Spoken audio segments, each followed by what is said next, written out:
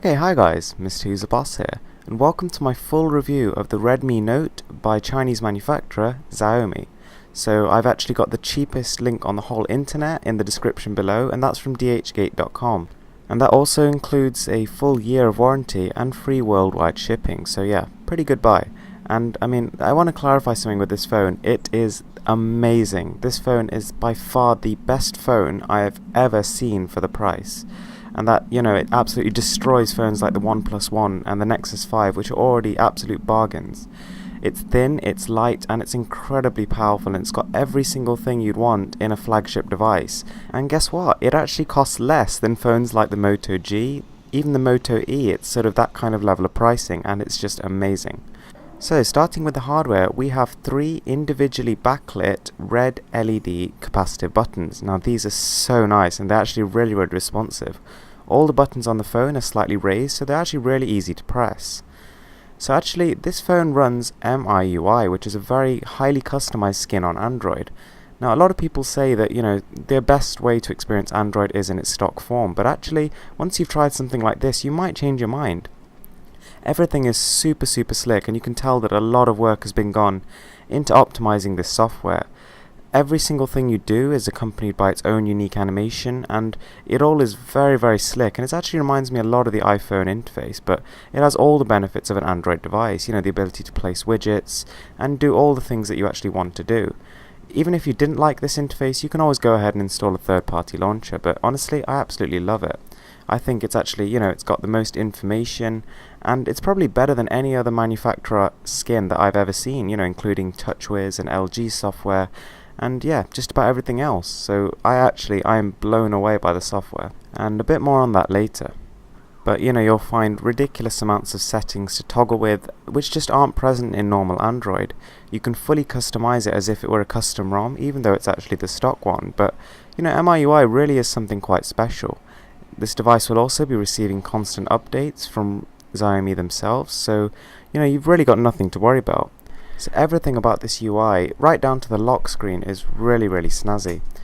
So I mean, even on the lock screen itself, we actually have more options. You can actually double tap the lock button to actually open up a quick play music menu, so that can allow you from the lock screen to toggle on and off, play and pause, and skip tracks. I mean, for some reason they've even gone and redone the Android volume control. So taking a closer look at the screen, it is really beautiful. This phone has a 5.5-inch 720p IPS display, and let me just say, you have to see it to believe it. Right, so taking a look at the camera of the device, so this phone is actually packing a 13 megapixel ultra sharp camera, which is, again, in terms of specifications, sounds very impressive. It's very rare that you actually get a phone under the sort of £100 category with a camera like this. I mean, this is actually, in theory at least, as good as all the sort of Samsung Galaxy S5s, the iPhone 5Ss, and those kind of phones up there. So I mean, the camera UI is really smart, it's clean, and it's it's exactly what you sort of come to know and love with this phone. There's plenty of options, things like being able to toggle the the resolution of your photos, the actual image quality, and you will be blown away by the actual photos this thing can take. The detail is literally, it's eye-watering.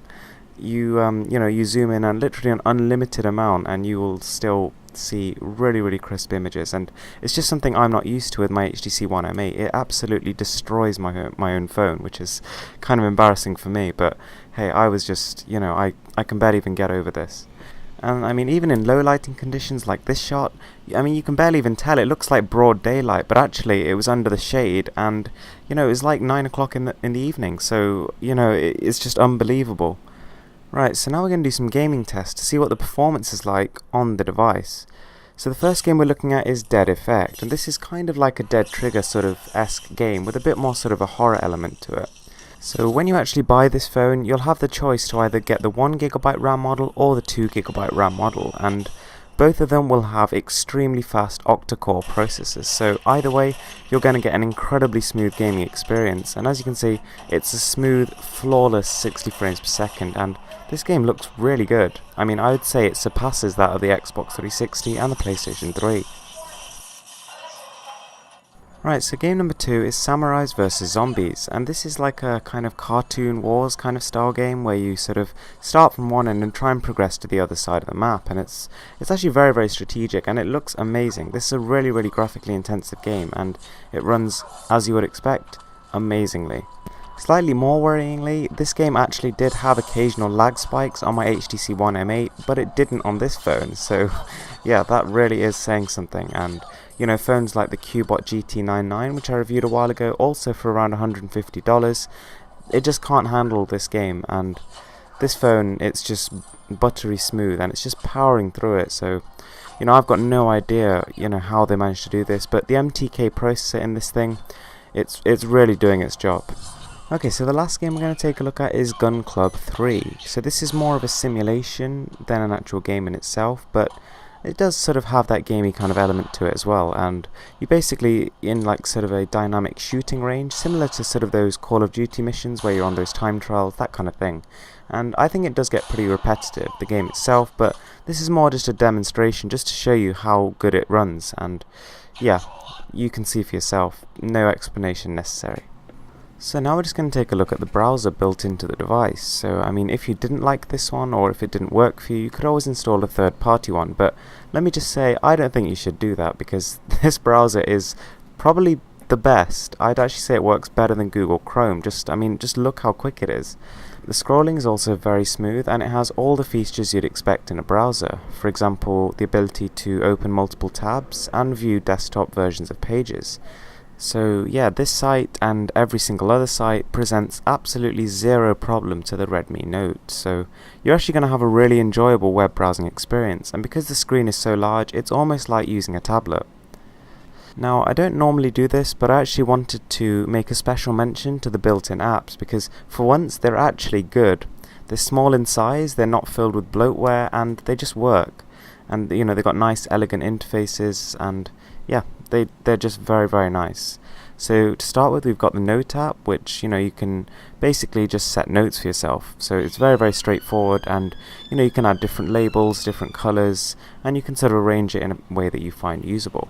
There's also a very, very nice, actually quite practical file manager, which sorts all your files by what they are rather than where they are, and it gives you a nice overview of all the sort of system storage available in different categories. So yeah, it's great. Now the weather is really, really impressive. I mean, it gives you detailed weather for now, the future, the past, and you can just search any city you want and it'll just give you a full detailed weather report. The calendar is something that I think a lot of people will actually be using, so it's worth mentioning as well. And it's nothing outstanding, but it again, it has every single feature you could think of in an easy to use interface, so what more do you want? So now we're actually going to do a quick sound test, and let me just say, this is one of the things I was seriously worried about, because let's face it, the speakers don't look like much.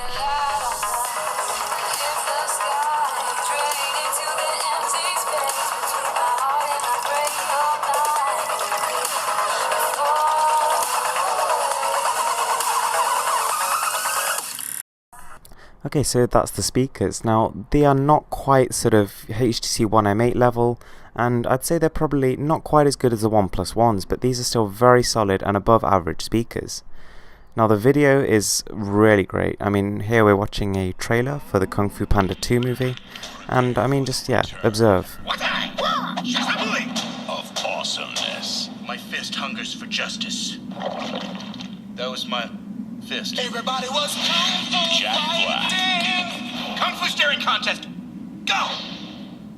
Okay, so to conclude this video, buy the phone. Just do yourself a favour and buy the phone. It is that good. If you actually need a spare phone, or even if you just want another gadget to play with, this is amazing. It absolutely destroys 3D games, you know, it grinds them to a pulp. You've got this glorious 5.5-inch display, which is, you know, really, really nice size because it really lets you appreciate media, and it acts like a tablet. You've got the incredible camera, the good speakers, and what more do I need to say? Just buy.